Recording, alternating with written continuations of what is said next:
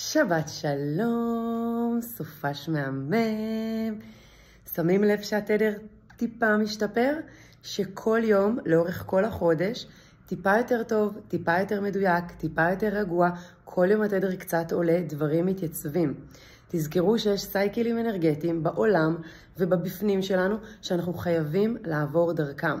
בין אם זה ספקות פנימיים, בין אם זה פחדים, בין אם זה חרדות, בין אם זה כאבים. אבל אם שמתם לב, התדר קצת יותר טוב כל יום, או טיפה יותר יציב, יותר שקט, יותר מדויק ויותר נעים. אז אנחנו בסדר, ואת בסדר, ואתה בסדר, ומותר לך להרגיש את הכל, ומותר לך להרגיש הכל.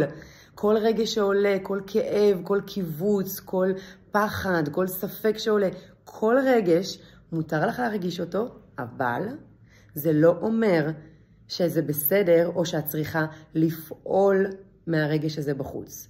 מותר להרגיש הכל, את כל הרגשות, לתת להם מקום, אפילו להעמיק איתם, לתת להם הרבה תשומת לב, אבל לשים לב עם שיקול דעת נכון מאיזה רגש אני רוצה לפעול בחוץ.